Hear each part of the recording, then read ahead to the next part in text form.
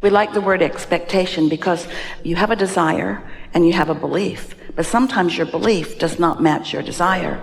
The word expectation leans a little more in the direction of what I desire and what I expect or what I believe are moving in the same direction. It's possible to have negative expectations, but we like to think of expectation as a further evolved lining up with my desire.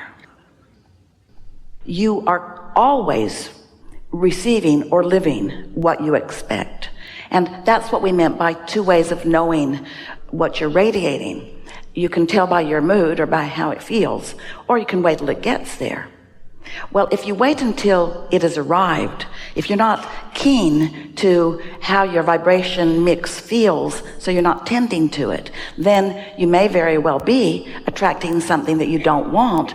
But when it gets there, something that you often say or feel is, well, that's about what I expected, because what you think and what you believe is what comes. And so the important conversation about expectation is that awareness of an association, conscious association between how I've been feeling and what's showing up is a really good thing for you to know. Because when you accept that I get what I think about whether I want it or not, more important, I get what I believe whether I want it or not, I get what I expect whether I want it or not, then you can start getting out ahead of it. You don't have to wait till it gets there, because once it gets there, it's harder to expect around it, isn't it? Talking about the continuum between what was and what is and what's becoming, and everything that you've lived is somewhat active in your vibration, and what's happening now is active in your vibration. It's not an easy thing to be witnessing something and feeling something differently than what you feel when you witness it. But what we're wanting to point out here is that the more in easy, soothed times you get out ahead of it by resonating with who you really are, then the more apparent offness will be whenever you approach it. That's how you get out ahead of it. So the more you care about how you feel, then the easier it is for you to deliberately and consciously affect the inevitable blend of past, present, and what you want to call future. The blend. Let's approach it from a different way. This is a really good conversation. Let's say that you're rendezvousing with some friends around a dinner table, and you didn't put the mix together. You were invited and you're going. But you're aware from past experiences that there's likely to be quite a bit of diversity in attitudes and opinions and lifestyles or whatever. And so what we want you to focus upon is, we're speaking from your perspective, what am I bringing to this table? Because what anybody else is bringing, you can't control. You could have knee-jerk reactions to it, but you can't control it. But what you can control is what you bring to the table. So what we are suggesting is that you get out ahead of it before you show up by making sure that you've rendezvoused with your inner being.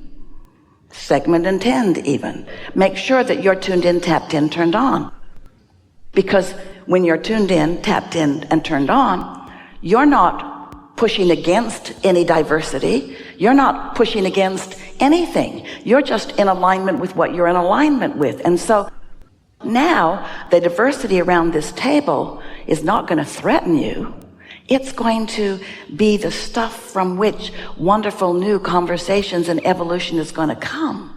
So now it really doesn't matter to you what the mix is, because you've gotten out ahead of it and you've taken care of what really matters. You're connected to who you really are, and whatever happens is going to be beneficial to you and therefore beneficial to the whole. Now, you got a picture of that vibrational mix that is showing up at the table, yes? There are different political persuasions, maybe different religions. Some of them don't eat meat. They're different in lots of different ways that you have no control over. But you do have control over your alignment, your connectivity, your ability to uplift. Now, you've got that picture of the group at the table. Now we want you to just address the group that is just you. In other words, just you. All the thoughts you've ever thought, all the life you've ever lived, the way you were raised, the way your mother was raised, the way her mother was raised, the beliefs that they had that they told you, and the expectations that you achieved because they had those expectations, the unwillingness to move into the now because they wanted to keep regurgitating the past. And so how much of your past and their past and their past is active in your now that does not mesh with what you now want? Isn't that interesting? You are a mixed bag of vibrations. In other words, when you show up anywhere, there is a whole lot of who you were, and within who you were is a whole lot of who those who influenced you were. In other words, we're talking about this continuum of vibration. And now what we want to say to you is that none of that matters very much if you are alive and connected and active in your now. Because since you got into this physical body, you have been creating a vibrational reality. And that vibrational reality, we call it the vortex, wrote 2 books about it. We want so much for you to accept it as this real thing that it is. All you have to tend to is the relationship between you and your vortex. You don't have to factor in everything that you've ever thought or everything that anybody else has ever thought. You just have this relationship between you and you. And it is so much easier to feel your way into the clarity of all of that. Yesterday, Esther has a new house in San Antonio, and it's beautiful and all that. But shortly after she moved in, she could smell like wet plaster in the house. So she spent quite a bit of time just sniffing around. But it's a big house, and what's she going to do? Go up in the attic and sniff around? She knew she had a water leak, but she didn't know where it was. And then one day, in the laundry room, she looked up and ta-da, there was evidence of it. So the builder came back, tore out the ceiling, found the leak, repaired it, put it back good as new. And Esther is thinking, I really like how that works. And then, not too long after that, she can smell plaster again, but there's no evidence of it anywhere. And so Esther thought, well, there's no point in worrying about this until the evidence is big enough, because my sniffers are not, in other words, it wasn't exactly like finding negative emotion that could lead her to a problem. She had a water leak somewhere that was going to eventually get big enough that she was going to find it. And one day she went into one of her guest bathrooms, and this wonderful, beautiful piece of granite had popped right out away from the wall. And she looked, and that wall was wet. Ta-da! So the very nice men came, removed her glorious mirrors, and took out her magnificent light fixture, and tore out the whole wall, but not the cabinet, and found a leak. Yay, it's so fun to find the problem that is the culprit. Patched it up, came back, sealed up the whole wall, painted it, put the mirror back. It's like it never happened. Then Esther goes away for a while, and when she comes back, no evidence of it anywhere. Then one day, yesterday, she sees a little black drip under the mirror. Aha!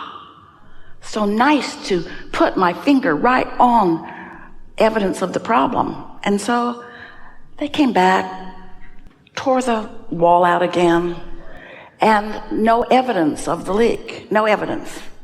And so they're saying it was just residual from before. And Esther is saying, so it was so wet, and rather than letting it dry out, you just sealed it up? Well, Esther's certain that that's not true. Esther's certain that there is new introduction of water in that wall. So now she's having a knee-jerk reaction to this. She can think of all kinds of things that are wrong with this scenario. First of all, duh, the plumber should plumb. Next of all, when you find a problem, make sure you've solved the problem before you put it all back together. What we're getting at with this scenario is that if there's something out of whack, it will show itself to you. And how you feel about it is optional. So there was a continuum that happened. That house was a spec home. The plumbing was all done before Esther even discovered the house. The plaster was all there. In other words, that was something that happened in, as far as she knows, a whole other lifetime. And so she doesn't feel responsible for it, even though the potential for it was there. But it doesn't matter. This is the thing that we're wanting to say. It doesn't matter whose fault it was that there is faulty plumbing in this house. It doesn't even matter how much of it is there. All that matters is Esther's relationship with her own inner being now. But it doesn't feel like that, does it? It feels like somebody needs to feel bad about what they've done to Esther. Somebody needs to take responsibility for their shoddiness. 3 times shoddiness. They messed it up the first time. They didn't fix it the second time. They plastered up the wall the third time, and here she is again. She is so right.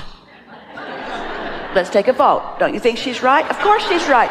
Of course she's right. But that is irrelevant. It doesn't matter that she's right. The only thing that matters is if she is going to let this affect her relationship with what she wants, because everywhere she's going is over here. She gets to decide how much of that she keeps active, which only messes up her vibration in relationship to her movement in that direction. You see what we're getting at? Your life is full of relationships, past, present.